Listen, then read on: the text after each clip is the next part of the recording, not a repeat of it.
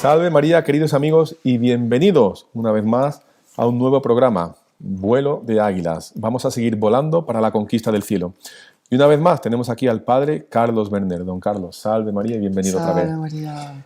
El tema de hoy es un tema interesantísimo. Estamos en el mes de junio, mes dedicado al Sagrado Corazón de Jesús. Entonces, antes de empezar, vamos a encomendarnos a Él. Si le parece, don Carlos, rezamos y hacemos ya la introducción del tema. Sí, vamos a rezarle al Corazón de Jesús por intercesión del Inmaculado Corazón de María para que Él nos ilumine y podamos... Hay una especial bendición de Él a quien divulgue la devoción a su corazón, así que para que caiga sobre los que lo divulgamos, sobre los que lo reciben y los que lo divulgan también. Así sea. En el nombre del Padre, del Hijo y del Espíritu Santo. Dios te salve María, llena eres de gracia, el Señor es contigo, bendita eres entre todas las mujeres y bendito es el fruto de tu vientre, Jesús. Santa María, Madre de Dios, ruega por nosotros pecadores, ahora y en la hora de nuestra muerte. Amén. Muy bien, don Carlos, pues nada, estamos aquí una vez más en este programa para conquistar el cielo, volando como las águilas. Y curiosamente, el águila es el símbolo de San Juan. Y San Juan tiene una relación muy particular con el tema que vamos a tratar hoy, que es, evidentemente, el Sagrado Corazón de Jesús. Pero estábamos hablando de algo muy interesante que me ha llamado mucho la atención, que yo había oído así, pero nunca había leído nada ni tenía una confirmación como la que usted me ha dado ahora, don Carlos. Cristo muere por un, entre comillas, problema del corazón, un fallo cardíaco. Una laceración, o sea, ¿Cómo es eso? El corazón se le raja Directamente. y deja escapar sangre al saco, ¿no? Que envuelve, así como Dios hizo todo tan bien hecho, cada órgano tiene una especie de saquito que lo envuelve, se llama el pericardio. Entonces dejó escapar sangre al pericardio y parece que esa es la causa mortis que mejor explica sea lo que se ve en el Santo Sudario, que es lo que narra San Juan en el Evangelio. En el Evangelio, justamente el evangelista del corazón de Jesús de alguna manera, es el que nos narra. Tenemos aquí un libro escrito en Italia por dos grandes especialistas del Santo Sudario, se llama Luz del Sepulcro, de Manuela Marinelli y Marco Fasol. Es una investigación sobre la autenticidad de la Sábana Santa. En los Evangelios, o sea, comparando lo que se ve en ella con lo que se ve en los Evangelios a la luz de los estudios casi infinitos que han sido hechos sobre la Sábana Santa desde el punto de vista científico. Impresionante. Yo me he quedado realmente cuando lo comentábamos antes de entrar online así, y es impresionante, por eso aún no está en el guión, pero quiero que lo introduzcamos así porque realmente es conmovedor. Merita, vale la pena. Realmente hay varias hipótesis sobre la causa de la muerte de Jesús, no hay ninguna sentencia definitiva, incluso porque en materia científica, estudiando un documento que es la Sábana Santa tan antiguo, no se puede sentenciar, pero... o sea, todo coincide tanto, todo coincide, tan armónico en ese aspecto que... El director de radiología de un hospital relacionado con el Vaticano, que se llama Luigi Malantrucco. Luigi Malantrucco, después de haber visto las diversas hipótesis sobre la muerte de Jesús, claro que podía ser asfixia, porque todos los que estaban crucificados morían de asfixia, podía haber sido, en fin, de diversas cosas, de dolor, de una especie de dolor, ¿no? Pero él concluye y dice, bueno, todos los evangelios, ¿no? Los 4, hablan de un grito y la muerte. San Lucas es el único que dice, gritó, Padre, en tus manos encomiendo mi espíritu, y murió. Pero que, o sea, uno dice simplemente que gritó, otro dice que gritó una frase, pero el caso es que todos coinciden, gritó, o sea, dio una fuerte y voz, murió. Un grito. Y hay otro dato importante en los evangelios, que los romanos llegan para romperle las piernas, porque claro, se acercaba la Pascua, sí, claro. Y tal. ¿Y qué encuentran? Encuentran que el Señor está muerto y les impresiona que esté muerto y por eso lo atraviesan con la lanza, el famoso pilum romano, que tenía unos 2 metros y algo de altura, sí, y bueno, de longitud. La cosa es que lo atraviesan y en ese momento, dice San Juan, sale sangre y agua. Curioso que lo diga San Juan también. Exactamente, ¿no? San Juan, que es el apóstol del corazón de Jesús, va a centralizar todo el tema.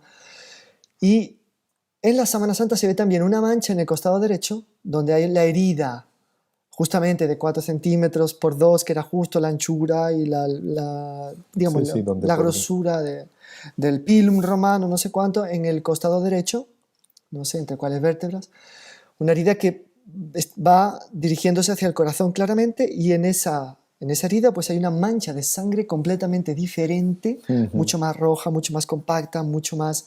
que se ha coagulado mucho más rápido que todas las otras heridas, la sangre de las otras heridas. Entonces, ellos que dicen dicen que lo único que puede justificar esa mancha, que después, curiosamente, tiene un núcleo sólido esa mancha, pero después como que se escurre un poco en algunos chorritos, digamos, Sí. se escurren. ¿Qué es? Es justamente que Jesús haya muerto de hemopericardio. O sea, ¿qué significa eso? Pues significa nada más, nada menos que eso, lo que decíamos, una laceración en el corazón. O sea, él sufrió tanto que el corazón se le rajó y a través de ese corazón dejó salir agua, solo que el agua no salió al organismo. Como tenemos ese saquito que envuelve el corazón, donde normalmente hay un poco de suero, ¿verdad?, de la linfa de nuestro cuerpo, sí, pues allí se quedó acumulado. Y ese músculo puede llegar, ese tejido puede llegar a ensancharse y acumular hasta 2 litros de sangre. Madre mía. Por el hecho de que Jesús estaba en posición erecta y muere así, entonces los hematíes se sedimentan abajo, las plaquetas arriba, la herida viene de abajo, viene del costado, por tanto, en diagonal así, atraviesa el corazón, o el saco, ese saco, esa membrana, y entonces, claro, como está a presión, sale inmediatamente, ¿qué sale? Sangre primero, la sangre que está abajo. Claro, porque hace más pesada. Y después sale el agua que justifica esos chorritos. O sea, desde el punto de vista científico, no hay ninguna que sea tan armónica, sea con la narración de San Juan, que con la narración, las pruebas de la sábana santa. ¿De acuerdo? Por tanto, Jesús, que nos amó tanto y quiso amarnos hasta el extremo y tal, quiso morir del corazón. O sea, la muerte fue porque el corazón ya dio lo que tenía que dar y se rajó de amor y de dolor, claro está.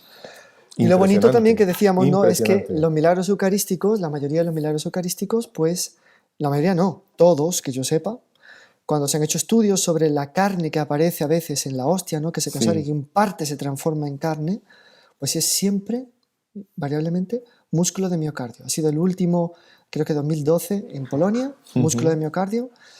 El de Lanciano, coincide con ese de que estamos hablando anteriormente. Exactamente, ¿no? El de Lanciano, músculo de miocardio. Curiosamente, cuando Jesús, por tanto, hace el milagro de transformar no solamente la sustancia del pan, la sustancia de su cuerpo, sino la propia especie en carne, lo hace con músculo de miocardio, siempre sangre ave, que es la sangre de Jesús, en la sábana santa. Y bueno, parece que muy significativo este dato para entender de ahí un poco la devoción al corazón de Jesús, tal como la vamos a plantear ahora, y pues la necesidad también de la consagración al Sagrado Corazón de Jesús. Me hace recordar esto, don Carlos, ese pasaje del Evangelio, ¿no?, que los amó tanto que los amó hasta el extremo. Y uno siempre piensa el extremo del dolor, que ya no puede más, se asfixia y muere, pero es que como que va más allá, ¿no? Va más allá. O sea, Jesucristo no, como que entre comillas, no se conforma con sufrir todo lo que ha sufrido, sino que hasta el último extremo, hasta que el corazón como revienta, así, ¿no? Y qué bonito que ya dejó toda la puerta abierta, solo faltó la lanza para que aquello saliera a borbotones. Y de ahí mana y nace la Iglesia. Nace con esa fuerza, ¿no?, dentro del dolor, dentro de esa entrega total, esa fuerza que perdurará hasta el fin de los tiempos, porque tiene la promesa de Cristo. Impresionante, es algo que yo había oído y tal, pero ahora cuando lo comentaba digo, nada, eso como parte introductoria me parece fenomenal, porque nos abre una perspectiva muy diferente a veces a esa devoción ñoña que tenemos del corazón de Jesús, que lo vemos así todo blandengue, todo melifluo, todo edulcorado, que se te quita muchas veces la gana, es una devoción muy seria, con la cual eso nos demuestra hasta dónde llegó su amor por nosotros. Y muy radical, ¿no? Exactamente, porque muy extrema. En el fondo lo veremos más adelante, pero Jesús lo que quiere, nuestro Señor lo que quiere es que, claro, nos da todo eso, pero quiere que le imitemos. Exactamente. Y en el imitar es dar todo. Impresionante. Eso decía el doctor Pino, ¿no? Si él, cuando hablaba de la misa, que es donde, por así decir, el corazón de Jesús se hace palpitante sobre el altar de amor, dice, si él se da por entero a los cristianos, a los fieles, en cada misa, la única actitud de un fiel que asiste a la misa es, por lo menos, desear, querer y pedir, darse por entero a él. Ciertamente, porque si no, bueno, a mitad de camino todo. Pero bueno, yo creo que con esa introducción ya hemos puesto, el águila ha desplegado sus alas, ha levantado vuelo y, madre mía, el panorama que se abre es impresionante. Y hablando de águila, pues nos vamos al evangelista que se representa con el águila, San Juan. Inevitablemente, lo hemos comentado, hablar de la devoción al corazón de Jesús, nos viene a la memoria siempre pues San Juan apoyando su cabeza en el pecho del Señor en la última cena. O sea, es el apóstol del corazón de Jesús, es el apóstol que por así decir, claro, quitando a la Virgen, pero sintió ese primer palpitar de amor de Jesucristo justo en el momento de la última cena, ¿no? porque yo creo que San Juan como que todavía tiene muchas cosas enigmáticas, ¿no? Empezando, por ejemplo, con el Apocalipsis, ¿no? La figura de San Juan. La figura de San Juan está envuelta en un cierto misterio, incluso ese misterio se difundió en su época entre los apóstoles. Hoy en día, claro, nosotros celebramos la memoria de San Juan, la Iglesia al parecer lo considera un santo que ha consumado su carrera, que está en el cielo y tal, pero en su momento, cuando el Señor le dice a San Pedro, después de profetizarle que de la muerte con la cual iba a morir, a él, San Pedro, San Pedro le dice a Jesús, bueno, ¿y este? ¿Y este qué? ¿Y este qué? ¿No? Y el Señor, en vez de decirle, ¿a ti qué te importa? No, porque se lo podría haber dicho. Bueno, le dijo, casi que, sí, ¿no? le dice, ¿no? le dice, ¿qué te importa? ¿Qué te importa? Si quiero que se quede hasta que yo venga, ¿qué te importa? Tú sígueme. Ahí está. Yo creo que ahí hay dos claves. Si quiero que se quede, ¿a ti qué te importa? Tú sígueme. O sea, como que le reserva a San Juan ese halo de misterio, sí, quizá para una devoción tan actual o tan para el día de hoy como es el Sagrado Corazón, y también en ese tú sígueme nos está diciendo a nosotros, sí, ¿a ti qué te importa? O sea, yo dejo a San Juan, pero tú lo importante es que me sigas, ¿no? Claro. Bueno, no está mal. Es increíble. Digamos que hay una cosa interesante, es que claro, el papel, la relación afectuosa de San Juan con el corazón de Jesús no está reflejada en la Sagrada Escritura, directamente, explícitamente. Pero una santa del siglo XII, de la gran tradición cisterciense, creo que casi o contemporánea o por ahí cerquita de San Bernardo, sí, que ella pues es la primera gran devota del corazón de Jesús en cuanto tal en la tradición de la Iglesia, porque ve mucho al corazón de Jesús, el corazón de Jesús, en fin, se le manifiesta, como creo que hablaremos. Pero ella sí que tuvo revelaciones de San Juan al respecto del propio San Juan. De lo que... lo que supuso de lo que supuso ese gesto, que no fue un gesto físico, claro, de cariño normal. Que te quiero fue mucho, algo muy profundo. San Juan dice, la suavidad de las sagradas pulsaciones de mi divino Maestro penetró en toda mi alma y encendió todo mi espíritu en amorosas llamas. Que es justamente el gran efecto que va a tener la devoción al Sagrado Corazón de Jesús. Es una devoción, en el buen sentido de la palabra, incendiaria, porque quema todo lo que se le acerca. Pero es un quemar que no destruye. Claro. Es como la zarza de Moisés, arde sin consumirse. Es decir, es un fuego que, al contrario, embellece, purifica, que da vida. Y da una vida única. ¿Vale? Ahora, una duda que me asalta, don Carlos. San Juan apoya su cabeza en el pecho del Señor, recibe esa gracia, como lo describe aquí, por medio de Santa Gertrudis la Grande y tal. ¿Y por qué no lo pone? ¿Por qué no deja ningún testimonio en el Evangelio? Porque no hay nada. Bueno, claro, mismo decimos, San Juan es el primer devoto del Sagrado Corazón. Él recibe esa gracia y nos deja así a dos velas. ¡Qué misterio! No, la propia Santa Gertrudis tiene una respuesta, pero así me parece que se puede considerar otra cosita antes de centrarnos en la propia Santa Gertrudis. Es que, digamos, el propio San Juan relata que nuestro Señor les dice: ahora tengo muchas cosas que revelaros, pero ahora no sois capaces de llevar el peso. Entonces vendrá el Espíritu de la verdad que os llevará hasta la verdad completa. O sea, el Sagrado Corazón de Jesús esencialmente no añade nada, pero sí hace explícitas una cantidad de cosas que están totalmente en el Evangelio, pero que con esas revelaciones privadas que vendrán después a lo largo de los siglos hacen más fácil, más luminosa, más clara la lectura del propio Evangelio, ¿no? Claro. Pero a Santa Gertrudis le dice: la razón por qué no escribí del Sagrado Corazón de mi Maestro fue porque me mandó el Señor que yo escribiese para enseñanza de la Iglesia todavía tierna del Verbo increado del Padre. Eso es San Juan a Santa Gertrudis. Vale. El dar noticia de las pulsaciones y movimientos del corazón de Jesús quedó reservado para los tiempos futuros, en los cuales, oyendo los inflamados afectos del corazón de Jesús, se encienda el mundo envejecido y resfriado. Madre pero aquí mía. resfriado no es el sentido enfriado. Sí, claro. En el amor de Dios. Y de hecho, hay otra profecía más explícita en Santa Gertrudis, ¿verdad? En la cual dice justamente que la devoción a su corazón iba a quedar oculta, porque se la pasa a Santa Matilde. Aquí tenemos todas las obras de Santa Matilde. Qué interesante. Se llama justamente La morada del corazón. A ella también se le aparece que eran mucho. del mismo convento, Eran ¿no? del mismo convento. O sea, la misma espiritualidad, digamos. Ella así. fue discípula de una Gertrudis que no era Santa Gertrudis la Grande. Era otra. Y que era hermana de esta, Matilde. Amigo. Después murió Gertrudis la Grande, la abadesa. La primera. Y esta quedó la maestra espiritual de Santa Gertrudis la Grande, que no tiene ningún parentesco. Sí, solo el nombre que coincide ya. Pero ya está. Entonces, esta por tanto es la maestra espiritual de Santa Gertrudis, que también ve al corazón de Jesús. También. Estamos hablando de ¿qué siglo? Siempre siglo XII. Siglo XII, madre mía. XII, o sea, y Santa Gertrudis dice claramente que la devoción al corazón de Jesús será más explícita cuando empiecen a enfriarse los tiempos. Y justamente en las vísperas de la Revolución Francesa, vísperas por decirlo así, un siglo antes casi, de la Revolución Francesa, irrumpe con fuerza. Pero de una manera fabulosa. La devoción al Sagrado Corazón de Jesús. Como vamos a ver ahora. Es impresionante, ¿no? O sea que es una devoción para los días de hoy, don Carlos. O sea, es una devoción que nuestro Señor Jesucristo quiso que alcanzase su plenitud en el auge de pecado de hoy en día. Porque vamos a ver, dice envejecido y resfriado. Madre mía, ya no es que ya está casi cadáver y resfriado, tiene una neumonía que se nos va al otro barrio. Exactamente. O sea, el mundo está... Sí, exactamente. O sea y es para este momento la devoción al corazón de Jesús manifestándose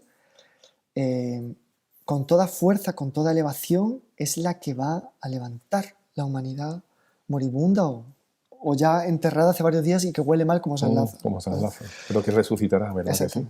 Ahora, eso me lleva a pensar un poco que lo veremos en el podcast que haremos para octubre sobre del Rosario, pero el mensaje de Fátima. Que quiera que no, eso tiene que tener una estrecha relación y vinculación con el corazón inmaculado de María.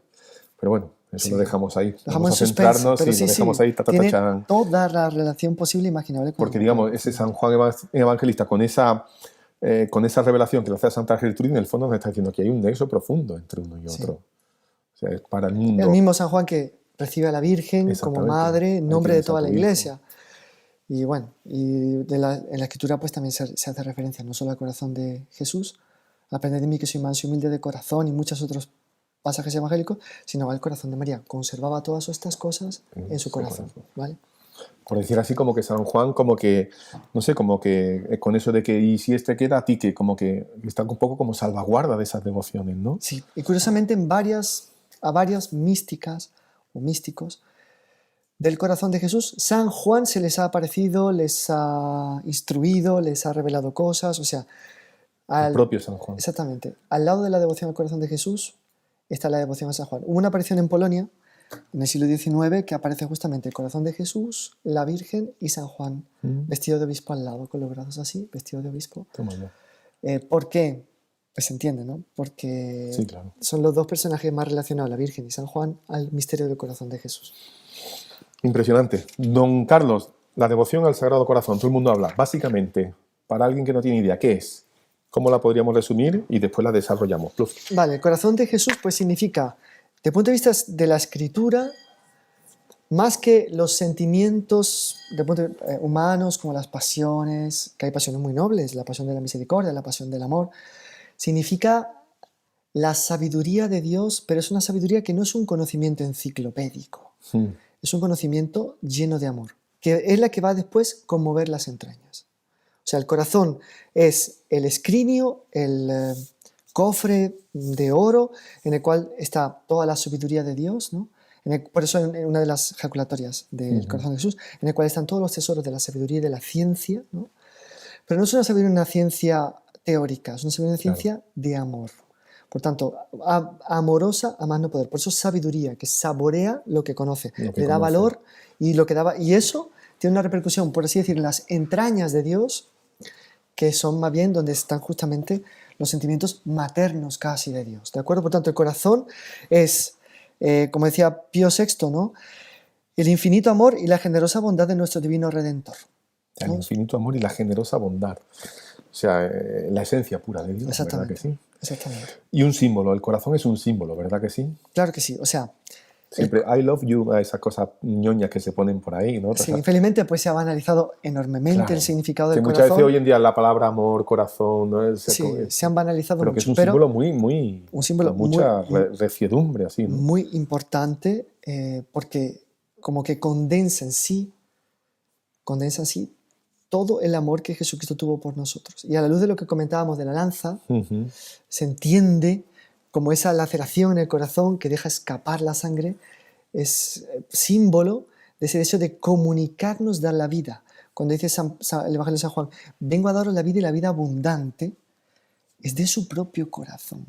Así como la madre le da su propia leche al niño, nosotros nos da la vida abriéndonos su propio corazón, que tiene un significado, realmente un símbolo realmente muy, muy tocante y que, vamos a decirlo, hay que contextualizarlo. Sí. Porque él viene en un momento en el que los hugonotes han sido de alguna manera prohibidos en Francia, pero ha nacido una herejía semi-hugonótica llamada jansenismo, que congela los sentimientos y propone una piedad de una voluntad estoica y una inteligencia fría. Y van a ser los jansenistas los grandes persecutores de los santos que vamos a comentar después, porque ellos los llamaban los corazoncitos. Así, como dicen, esos son los corazoncitos, así, ¿no? Porque se dejan llevar por sensiblerías, sentimientos, ¿de acuerdo? Entonces, el corazón viene a hacer una gran contrarrevolución en el sentido de que cuando se quiere implantar una especie de calvinismo católico, la devoción al corazón de Jesús irrumpe como una lanza y prácticamente parte por la mitad al enemigo y acaba implantándose ya en la iglesia y acaba completamente cayendo en la sombra de la ignorancia, el jansenismo. Tanto que yo creo que muchos de los que nos asisten al jansenismo, ¿eso qué es? Porque ya ni se sabe mucho, gracias a Dios. Gracias a Dios. Ahora, curioso, como todo eso, estas sectas protestantes o escisiones de la iglesia, lo único que hace es perseguir de una manera satánica, se puede decir. O sea, que el corazón lo que nos muestra es el más íntimo pensamiento y el más íntimo amor de Dios. O sea, que de sensiblería no tiene nada. No tiene nada. Todo lo contrario. Es sapiencial, arquitectónico, elevado, de una inteligencia absoluta, pero que es una inteligencia, como nosotros tenemos el defecto de a veces separar inteligencia de voluntad, en Dios eso es inseparable, es una inteligencia llena de amor y un amor lleno de inteligencia. Un amor lleno de sabiduría, una sabiduría llena de amor. Están inseparablemente. O sea, totalmente unidos, ¿no?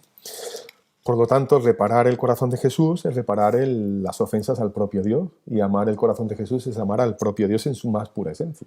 Exactamente. Sí? Impresionante. ¿Se podría decir, don Carlos, que dada la situación del mundo, la devoción, cómo se ha extendido, como bien decía usted, irrumpe, ha llegado a un auge, a un cierto auge, o todavía quedaría mucho más? Hombre, la devoción, como lo veremos, se abrió paso con fuerza, incluso una de las frases de Nuestra Señora Santa Margarita María, no temas, triunfaré a pesar de mis enemigos. O sea, es la primera vez que se habla de triunfo. Cuando en Fátima la Virgen habla de triunfo, se conecta directamente con esta revelación a Santa Margarita María de Alacoque. Pues tuvo toda su razón de ser, porque fue perseguida esa devoción tremendamente. Con el paso de los siglos se fue estableciendo aquí, allá, acullá, por medio de milagros que vamos a ver, hasta que hoy en día pues, conoce un cierto auge, pero creo que no es el auge de los auges que tiene que conocer. Conoce cierto auge porque se consideran, bueno, es la única devoción que tiene una encíclica papal dedicada a ella, Aurietis Aquas de Pío XII. Wow. Ni Fátima, ni el corazón de María. Después, las promesas hechas a Santa Margarita María son ampliamente divulgadas, conocidas, las primeras comuniones reparadoras de los viernes. 9 primeros viernes de mes. Está ampliamente divulgado. También, sí. Después están las letanías del corazón de Jesús, que están aprobadas, se rezan. La solemnidad del corazón de Jesús en toda la Santa Madre Iglesia, que también eso fue siglos y siglos hasta que se estableció. Después del pedido del corazón de Jesús, tardó hasta que se estableció.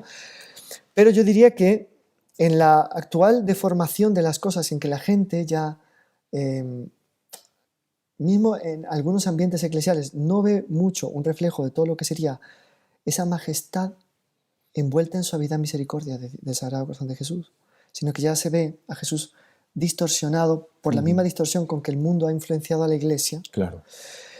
Hace falta varones providenciales que restauren la devoción al Sagrado Corazón de Jesús, pero no solamente como ella era, sino como ella tiene que todavía llegar a ser para levantar la humanidad donde estaba. En ese sentido, considero con toda sinceridad y creo que con toda humildad, pues que todas esas gracias místicas que nuestro fundador, primero, el doctor Plinio Corrado de Oliveira, recibió del Sagrado Corazón de Jesús como fuente no solo de la santidad, la elevación, la dulzura, la misericordia, la seriedad de la Iglesia, sino también de la sociedad temporal Como que una sociedad temporal que en su forma de ser, en sus modas, en su trato, en sus costumbres, refleje todas las armonías del corazón de Jesús, que quiso ser miembro de la sociedad y vivió, como dice San Pablo, como uno de tantos.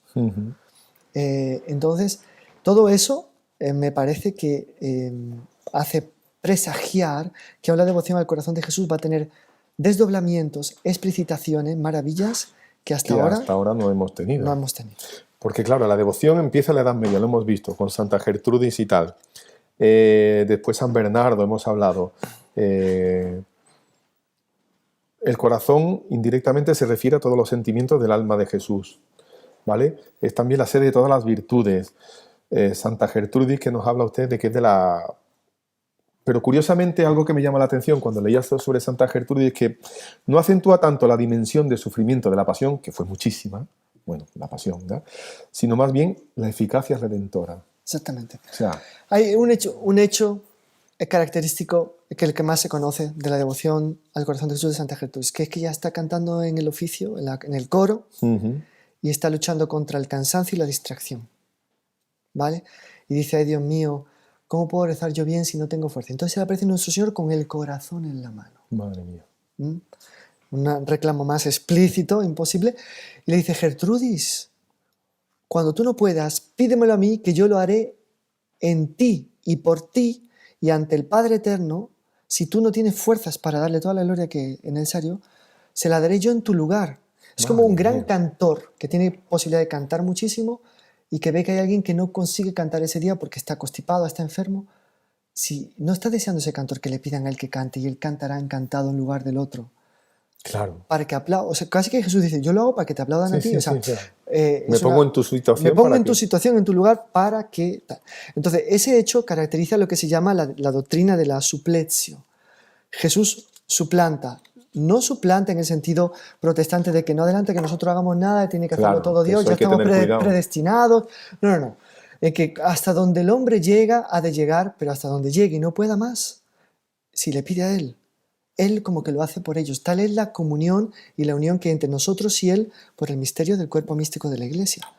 Nosotros somos sus miembros, somos Él en un cierto sentido. Entonces, Él como cabeza dice, no, tú no puedes rezar, rezo yo por ti. Entonces, ese un poco Santa Gertrudis, que no va a enfocar tanto todo el tema de la reparación, que va a enfocar ya Santa Margarita María, que vive en un contexto de grave ofensa a Dios, donde ya se están diseminando todas las ideas, las costumbres, las modas, los pensamientos que van a después engendrar, ¿no?, esa bestia terrible que va a ser la Revolución Francesa.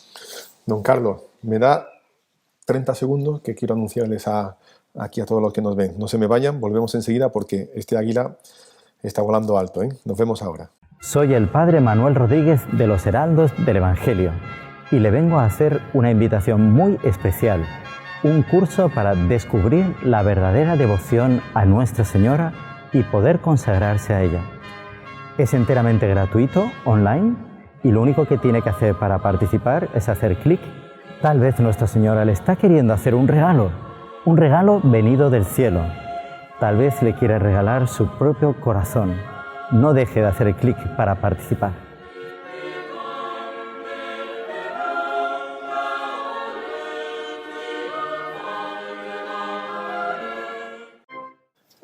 Pues volvemos a lomos de este águila que sigue volando. Don Carlos, cuando se habla de la devoción al corazón de Jesús, quizá la más importante o la que más se oye es parelemonial, pero desde donde estamos hablando de la Edad Media, Santa Gertrudis, hasta parelemonial, hay un tiempo enorme. ¿Me hace un resumen de todo, más o menos, las principales devociones características de los santos? La devoción al Sagrado Corazón de Jesús tiene como protagonista durante varios siglos los santos franceses, de alguna manera. Entonces encontramos ecos, para ser muy sintéticos, si no podemos entrar en todo detalle de todas las cosas. San Francisco de Sales ya es muy devoto del corazón de Jesús, le habla a Santa Juana Chantal en su correspondencia de cambiar el corazón con el corazón de Jesús. De hacer una troca de corazones. Un cambio de corazones, un intercambio, un trueque de corazones. Y tiene frases como esta. Dice, el motivo por el cual Jesús quiso que le abriesen el costado se ve en las palabras del Cantar de los Cantares. Ven, amada mía, ven a retirarte al hueco de la peña, Palabras por las cuales, dice San Francisco de Sales, Él nos invita a ir hacia Él con toda confianza, ya que su divino corazón está abierto para recibirnos allí con un amor y una benignidad sin igual. ¿De acuerdo? Por tanto, San Francisco de Sales ya focaliza la figura del corazón de Jesús, pero no la hace pública, no la difunde. Es una cosa más entre él y Santa Juana Chantal que se viene a conocer con la publicación después, claro, posterior de todo el epistolario, etc. Bueno, que hasta hoy sacan nuevas ediciones y encuentran... Etcétera. Bien. Después tenemos otro santo muy importante y que fue muy perseguido por los jansenistas, que hablamos de que hablábamos antes, San Juan Eudes. También francés. Que él ya habla de la devoción al único corazón de Jesús y María. Es él el que une la devoción, Sagrado Corazón, en singular, de Jesús y María.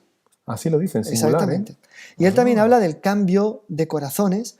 Fue prácticamente predicador de la corte de Luis XIV. Fue expulsado de la corte de Luis XIV por influencia de los jansenistas. Pero como la madre de Luis XIV, nuestra española Ana de Austria, lo quería mucho a San Juan Eudes, Luis XIV guardó un cariño y San Juan Eudes consiguió volver a la corte. Pero digo, para que se den cuenta cómo fue perseguida. Pero una cosa tremenda, ¿no? Tremenda, bien. Tremenda, y pues, bueno, prácticamente con estos dos grandes santos es que llegamos a Parelemonial. Estamos hablando ya del siglo XVII, mediado final del siglo XVII. Ojo, que es Parelemonial, solo parece eso. Es la Visitación, fundada por San Francisco de Sales, que es, por así decir, el primer devoto moderno, ¿no? del corazón de Jesús. Por tanto, ya tiene una vinculación, hay una vinculación espiritual entre esas dos escuelas. Entonces, el objeto de culto al corazón de Jesús pues ya se practicaba, digamos, en la visita andina, ¿no? Me imagino, que ya tendría una manifestación, si no oficial, oficiosa. Y es con ellos que aparece la reparación. Exactamente, ¿qué pasa? El Sagrado Corazón de Jesús le aparece a Santa Margarita María Alacoque, la primera aparición es célebre, que ella le pide su corazón de ella. O sea, el corazón le pide, le da. El Sagrado Corazón de Jesús aparece con su corazón expuesto y le pide a ella su corazón. Ella se lo da, él lo inmerge en su corazón, que es un horno ardiente de caridad, imagínese, y se lo devuelve hecho una llama. Y a partir de ella pasó, parece que varias semanas, incandescente, pero no espiritualmente, sobre todo hablando, pero también físicamente, y tan impactada por el fenómeno que no lograba hablar ni comunicarle nada a nadie. Parece pasó sin comer también varios días, de tan fuerte que fue esa inmersión de su corazón en el corazón de Jesús. Así empieza, pues decimos que es una devoción bastante incendiaria. Sí, impresionante. Vale, entonces, a partir de ahí, ¿qué pasa? Cuando Jesús le devuelve el corazón a Santa Margarita María Alacoque, le deja una herida, como si hubiera hecho una operación. ¿Ah, sí? Le deja esa una marca. Herida le causa dolores durante mucho tiempo, después de un cierto tiempo, sobre todo los primeros viernes de mes, le causa dolores atroces, pero dulcísimos, por los cuales ella como que revive la pasión del Señor, y entonces ella empieza a unirse al corazón de Jesús como víctima de expiación de sus pecados. Tengo aquí un librito que compramos por €1 ahí en Saint-Laurent-sur-Sèvre, en el santuario de San Luis María de Montfort, que dice la vida de Margarita María, y solo para entender lo que le dice Jesús, ¿no? En una de las tantas apariciones, comunicaciones que hubo. O sea, que tuvo unas manifestaciones místicas impresionantes. Vio a Jesús muchísimas veces, Jesús le hablaba, Jesús le guiaba, Jesús le indicaba lo que tenía que hacer. Madre mía. Una cosa impresionante. Una vez le dijo, ve a la superiora y dile que tú estás sufriendo porque las monjas son tibias. Y entonces Santa Margarita ¿Y fue a la superiora? No, que va. Se cortó y no fue y tal. Pues apareció Jesús muy enfadado y le dice, pues ahora lo vas a decir a todas en público. Te vas a levantar en la comida y lo vas a decir. Sé que te van a perseguir, pero por no haberme querido obedecer, la pobre, temblando, se levantó en público y dice, quería comunicaros, queridas hermanas, que yo sufro. Me ofrezco al corazón de Jesús para reparar vuestra tibieza, la que se montó. Ay, madre mía. Entonces, no, solo para entender. Jesús le dice así: hija mía, yo vengo a ti como el soberano sacrificador. Yo te daré un nuevo vigor, pero para inmolarte en nuevos suplicios. Esta es la espiritualidad corredentora, digamos así, reparadora de Parelemonial, con aquella famosa frase, está aquí el corazón que tanto amó a los hombres y por ello fue tan poco amado y es lleno de ofensas, de pecados, que esto lo va a continuar un poco Fátima. Y entre Fátima Y para el Lemoniel hay mucha más conexión de lo que parece. De lo que parece, sí. ¿Vale? Y también le dice Jesús a ella, busco una víctima para mi corazón que quiera sacrificarse como hostia de inmolación en el cumplimiento de mis designios. O sea, sacrificarse como hostia de inmolación. Esto es un poco el eje central de la devoción al corazón de Jesús a Santa Margarita María. A Santa Margarita. O sea que eso implica un sufrimiento y una humillación para la persona. Claro. Porque a veces pensamos, yo tengo una devoción al corazón, el corazón me dice, y ya con eso, happy end, todo feliz. No hay amor sin sufrimiento y sin holocausto. Que yo creo que eso es muy importante recalcarlo porque, desgraciadamente, cuando uno habla muchas veces con la gente de fuera, cuando se le habla del amor de Cristo, el amor de Dios, el amor del corazón de Jesús, todo el mundo, qué bien, pero cuando se le habla de la cruz, madre mía, todo el mundo tuerce el bigote y nadie quiere ver, ya eso no gusta. Y una cosa va concomitante a la otra, ¿no? Exactamente. Sería como si Dios tuviese la obligación de hacer terminar todas las cosas en una especie de happy end hollywoodiano, cuando en realidad va a ser mucho mejor el cielo. Pero en esta tierra es necesario probarle que le amamos. O sea, nos exige eso, Dios. Y para probarle que le amamos, nos pide el sacrificio. Porque a una Santa Margarita decirle que haga eso... Exactamente. Porque una cosa es flagelarte, pero dice, eso es ¿cuál es el fruto? Público. No, el fruto dice... que como que el corazón de Jesús le hizo ver todo el deseo que él tenía de hacerse conocer y amar por los hombres, de apartarlos del camino de la perdición, como hacía falta almas que se sacrificaran por ellos. Y él dice ella dice algo impresionante, que como que el Sagrado Corazón de Jesús era un fuego tan fuerte, tan fuerte, tan fuerte, que más le caía el agua del desprecio, el agua parecía combustible, más se encendía. Entonces como que más duro el hombre, más él lo persigue con más amor para convertirlo, pero necesita la cooperación de almas que se ofrezcan por los demás, etc. ¿Vale? En la continuidad de esta espiritualidad está también Santa Teresita, aunque no hable directamente del corazón de Jesús, muchas veces, aunque sí habla del corazón de Jesús, pues es víctima del amor misericordioso para salvar las almas, etc. Bien. Qué impresionante, ¿no? Ahora dice aquí una frase muy interesante que quiero, porque hemos hablado antes del Dr. Plinio y me parece que es interesante, dice, y para destruir en él todos los movimientos desordenados, o sea, para quitar del corazón todos los movimientos desordenados, que en el fondo es el pecado de revolución, ¿no? La revolución es esas pasiones desordenadas en la cual el hombre está totalmente desordenado, pero por el lado del demonio. Esclavo de las pasiones del orgullo, sobre todo, de la sensualidad, y que con el Sagrado Corazón de Jesús devuelve el orden, porque como es el corazón sabiduría, hace con que lo que está abajo vuelva abajo. Las pasiones tienen que estar, hacen parte, son importantes, pero en su lugar, y que arriba la inteligencia y la voluntad humana, iluminadas, abrazadas de amor por la sabiduría divina, controlen, pacifiquen, ordenen, dispongan bien las pasiones, no las destruyen, las llevan a su máxima expresión. Ahí está. Jesús lloró, Jesús amó, Jesús llevó a su máxima expresión todas las pasiones, pero tienen que ser llevadas por la sabiduría y no al contrario. Aquí lo que la revolución en el alma consiste en que las pasiones son las que dominan absolutamente todo. Tiranizan y estupidizan a la inteligencia, tiranizan a la voluntad, la hacen una boba, tonta, esclava y la llevan a las peores excesos, peores barbaridades, peores deformaciones, ¿no? El corazón de Jesús es lo contrario. Eso, esencialmente, por eso Dr. Plinio decía, el eje de la contrarrevolución es la devoción al Sagrado Corazón de Jesús. O sea, es el punto esencial mayor, de la contrarrevolución. Impresionante, porque claro, pero esa base de ese apretar la tuerca del hombre, de modelarlo, de afianzarlo en que tiene que poner todo en su lugar, como bien decía usted. Reparación, sufrimiento, serían esto horas para conversar, ¿eh, don Carlos? Yo creo que vamos a tener que hacer mucho más podcasts. Leamos una frase, porque primero, ¿qué son las cosas que hacen sufrir al corazón de Jesús? ¿Cuáles son esas espinas que circundan el corazón y que se le hincan en el corazón y le hacen sufrir? Parece que Pío XI tiene aquí una serie de... Sí, aquí tiene... listado, dice, usted me lo leyó antes, que es muy interesante. Yo creo que valdría la pena porque lo que dice... va muy a tono con lo que estamos hablando y que lo comentaremos después en el podcast que haremos sobre Fátima, porque Pío XI no conoce todavía el mensaje de Fátima y lo que dice aquí, que usted me leyó antes, es impresionante. Y es justamente en la época de las apariciones. De las apariciones del Corán. O sea, si usted lo lee ahí, lo encuentra ahí. Un poquito después. Dice así, por el desenfreno y falta de pudor en las relaciones sociales. Desenfreno quiere decir inmoralidad, vamos a hablar claro. Hablando claro. Falta de pudor, las modas indecentes. En el vestir, dice él, por la corrupción de la inocencia de los niños, Madre que hoy mía. en día grita venganza al cielo. Es Eso, lo como se más decía sagrado que antiguamente, hay, los ¿verdad? pecados que gritan venganza están en el catecismo actual de la Sí, sí, Iglesia. sí. Pues uno debía ser este, porque francamente, qué horror lo que se está haciendo con los pobres niños.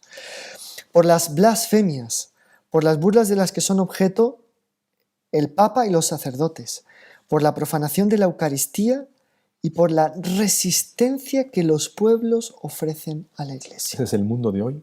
Descrito Clavado. perfectamente. Ahora, me llama la atención, falta de pudor en las relaciones sociales. Y usted hablaba antes también, que decía el doctor Pino eso, ¿no? Que esa relación del Sagrado Corazón con la sociedad. O Exactamente. sea, que él tiene que estar, La sociedad, tiene que estar la penetrada sociedad del corazón de no, Jesús. no es una realidad aparte Sí, como que algo diferente. en relación a lo espiritual. Es como el cuerpo y el alma. Son muy diferentes, Pero están intrínsecamente y uno sin otro no unidas. vive. El alma, que es tan superior, no conoce sin los sentidos, que son corpóreos. Y así vamos, ¿no? Entonces, la sociedad civil tiene que estar totalmente influenciada por el corazón de Jesús. Juan Pablo II le decía, si no, la Iglesia no crea una cultura católica, Claro.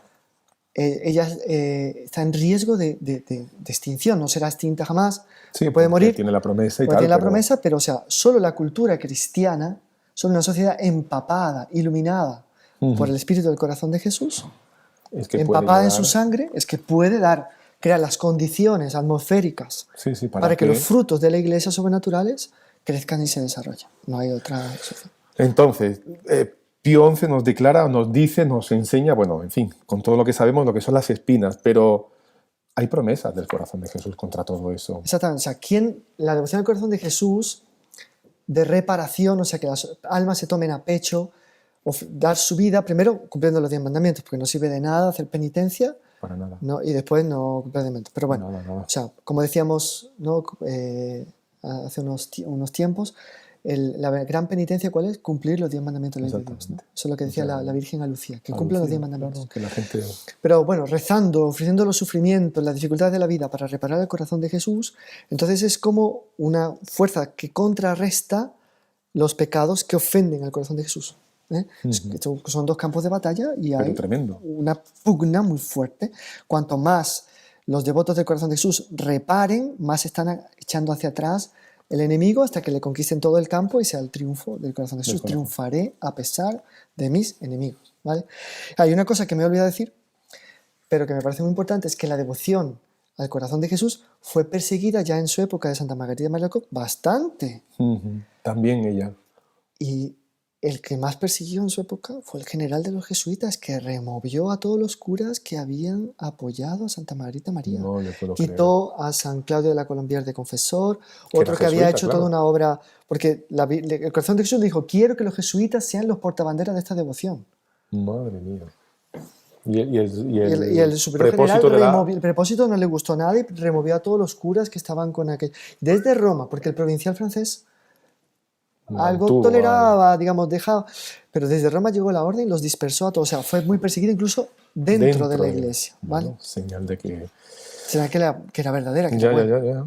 Y las promesas al corazón de Jesús, porque eso sí, la gente más o menos conoce, pero vagamente, un poco como los 5 primeros sábados de mes, que la Virgen en Fátima quiere una serie de, pero no se conoce mucho. No, esto es importantísimo. Entonces son Claro. 9 primeros viernes de mes, comunión reparadora, obviamente en estado de gracia, ofreciéndola para reparar las ofensas del corazón de Jesús, etc. ¿Qué dice?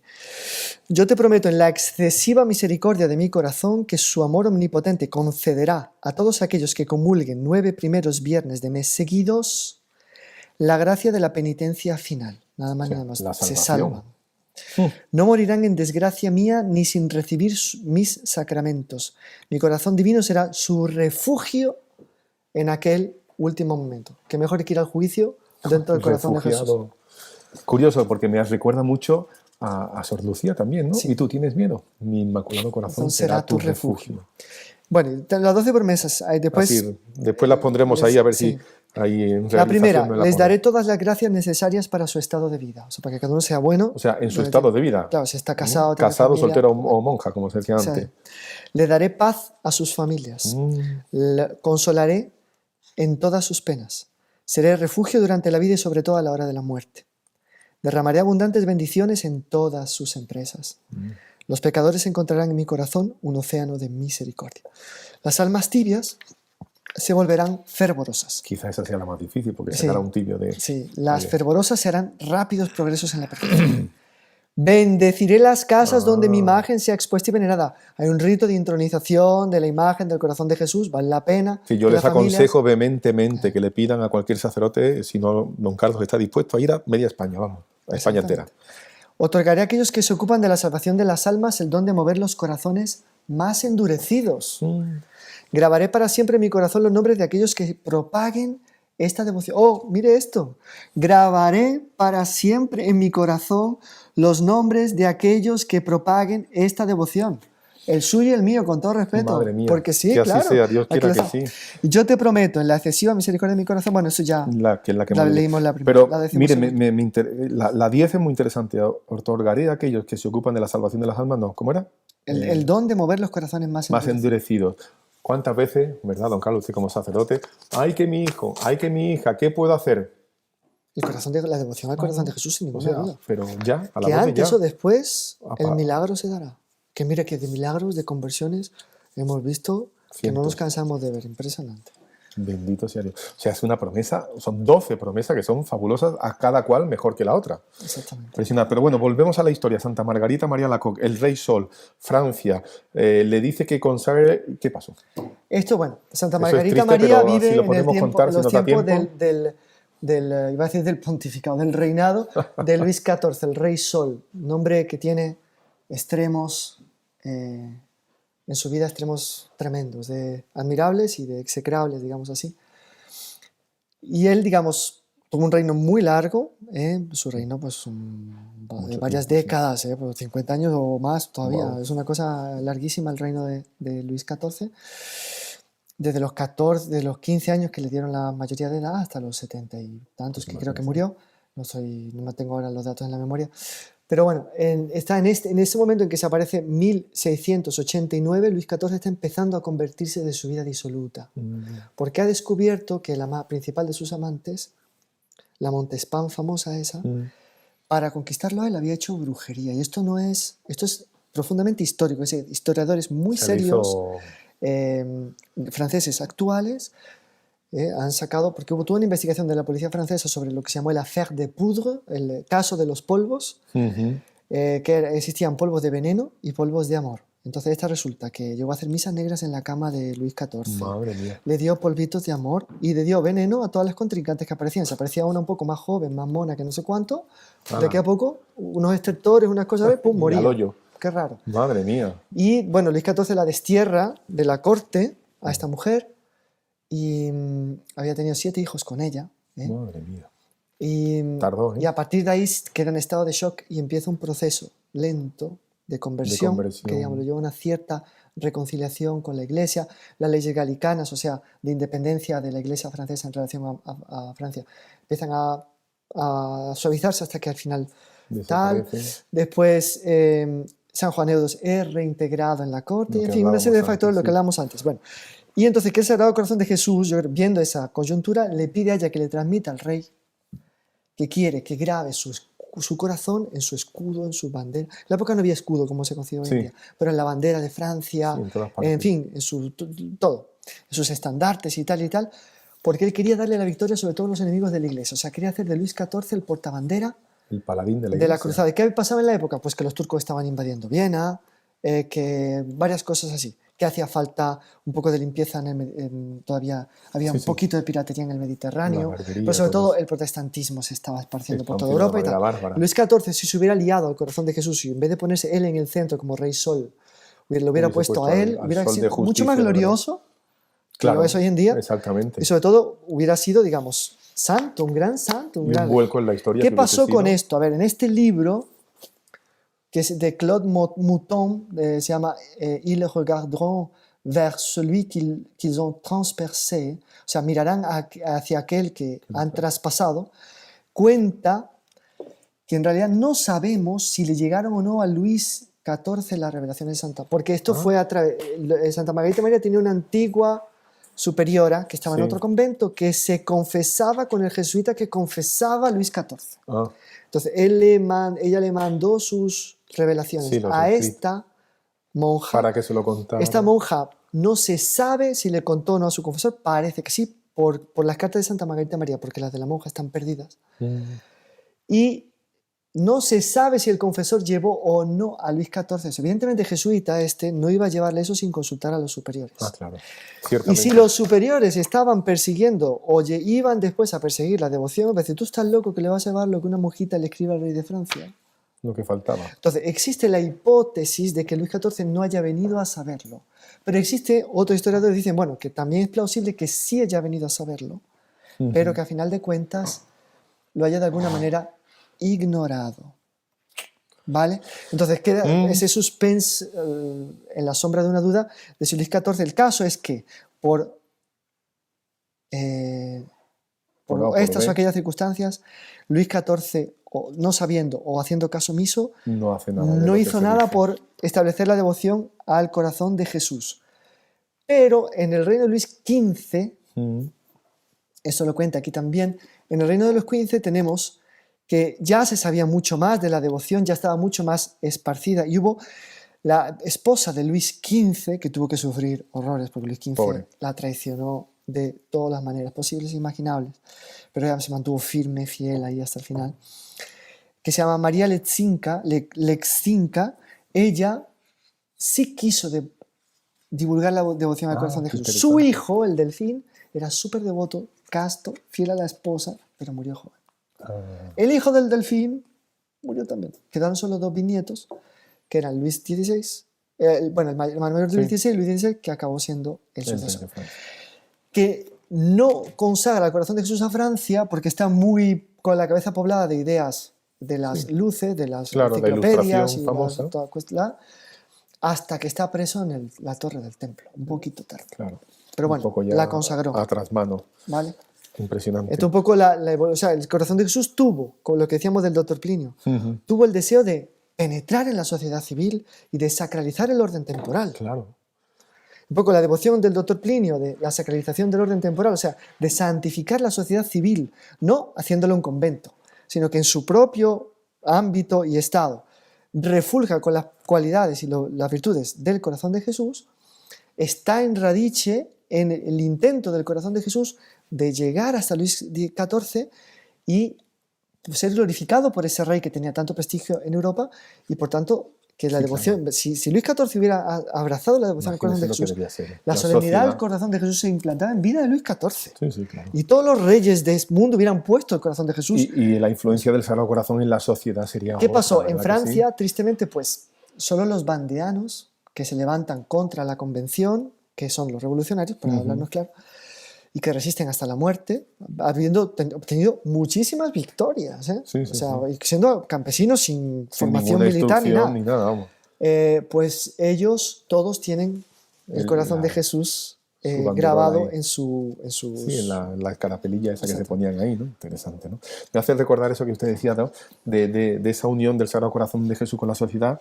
El doctor Plinio, ¿se acuerda? Cuando él iba a la iglesia del Sagrado Corazón, se quedaba maravillado viéndolo y decía que lo que le daban ganas era irse a merendar con él, ¿no? Comprarse un petit sou y irse a merendar con él, porque decía, era tan bueno, era tan, es tan fabuloso, transmite... Tan dulce, tan suave, tan noble, tan elevado, tan cercano, tan luminoso, tan amoroso.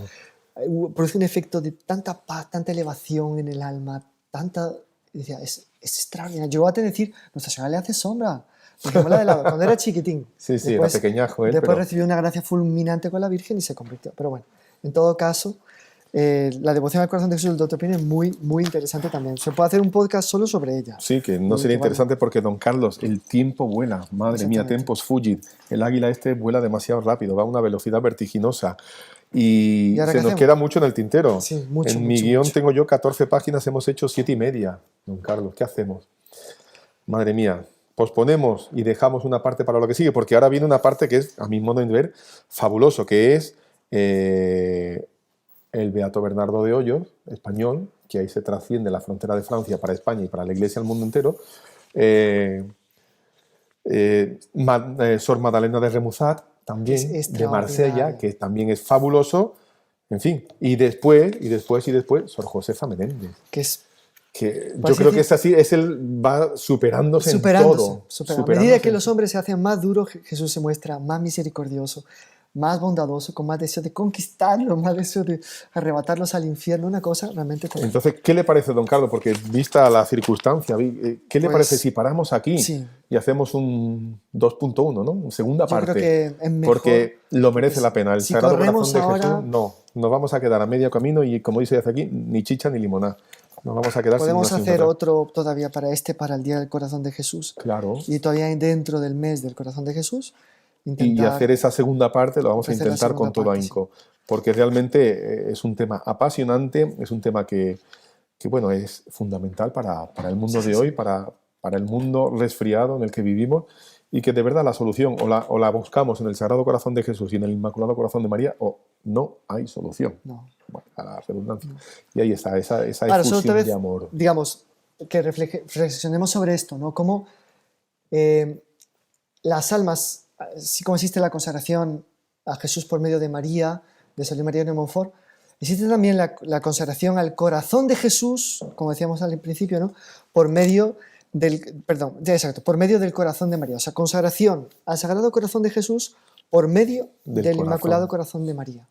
¿En qué consiste esto? Pues es prácticamente esencialmente lo mismo de la consagración de San Luis María de Montfort, pero con estas notas tónicas de espiritualidad: la suplencia, la reparación y el triunfo. Ahí está, que eso es importante. El triunfo. Y el cambio de mentalidad, que la persona que se consagra al corazón de Jesús pasa a vivir con la nobleza, elevación, distinción del corazón de Jesús. Válganos un hecho. Con la Virgen en este caso, pero lo que uno hace... dice Jesús, dice María. Dice María. Santa Bernadette, uno de los que trabajaban en el Ayuntamiento de Lourdes, ateo, agnóstico, lo que sea. Cuando la vio sonreír a Santa Bernadette, asumir unos gestos, una postura tan noble, ella que era una campesinilla, una catetilla de pueblo, sí, por así decir, que casi que no hablaba francés, no hablaba francés, solo el patois y poco más. Dijo: no, esto es de Dios. O sea, algo en la consagración al corazón de Jesús por medio del Inmaculado Corazón de María de ennoblecimiento, sin ninguna afectación ni tontería ni pamplinas, sino un ennoblecimiento que viene de lo más profundo del corazón de Jesús a lo más profundo del corazón del hombre, que de tal manera lo acerca a él, que lo eleva, lo sublima, siendo que eso no le da ninguna arrogancia ni soberbia, porque sabe que está siendo elevado y sublimado por pura bondad, por pura misericordia, por pura condescendencia. Entonces, tiene esa nota tónica la consagración al corazón de Jesús por medio del Inmaculado Corazón de María, que de alguna manera completa y enriquece la consagración a la Virgen, que propuso San Luis María, que es una consagración espléndida, que nosotros renovamos todos los días, que es el eje de nuestra espiritualidad que amamos, pero que nosotros también entendemos sumándole este aspecto, este matiz, que no son un matiz, es algo tan esencial, tan importante, del corazón de Jesús, como siendo el modelo de las mentalidades de la era del triunfo del corazón de Jesús, del triunfo del corazón de María, en la cual veremos por la calle otros Jesús, otras Marías, ¿no? Entonces, eso es poco la nota tónica de esta consagración. Ese cambio de corazón, dame tu corazón, yo lo pongo dentro del mío, te lo enciendo. Corazón, pasa a palpitar el corazón corazón de Jesús, nuestra inteligencia iluminada por Él, nuestra voluntad enardecida por Él, nuestra sensibilidad toda ordenadita, alineada con la inteligencia. El águila sigue volando, nos hemos quedado a mitad de camino. Prometemos que hacemos una segunda parte. Don Carlos, un consejo, un pensamiento de 30 segundos y la bendición, y ya les invitamos para esta segunda parte. Pues que no hay ninguna situación personal, social, familiar, laborativa, que poniendo los ojos en el corazón de Jesús no se pueda solucionar. Y solucionar de una manera exquisita, maravillosa. Entonces, que todos los que han oído esta descripción pasen a tener una efectiva y real devoción al corazón de Jesús, adquiriendo devociones, practicando los 9 primeros viernes de mes, leyendo sobre el Beato, bueno, como se verá después, Beato Bernardo de Hoyos, Sor Josefa Menéndez, Santa Margarita María, Santa Madalena, no, santa no es venerable, Madalena Remusat y tantos otros santos que nos han hablado de él, ¿vale? Que procuren profundizar y empaparse de esta devoción que les va a traer una paz, una tranquilidad, una elevación, una cercanía con el corazón de Jesús, una intimidad con Él extraordinaria. Don Carlos, ¿nos da la bendición? Sí. Por intercesión del Inmaculado Corazón de María, la bendición de Dios Todopoderoso, Padre, Hijo y Espíritu Santo, descienda sobre vosotros. Amén. Y os esperamos, os prometemos una segunda parte que será, no digo que mejor, porque será tan superior que no tiene cómo calificarlo. Salve María y nos vemos pronto. Salve María.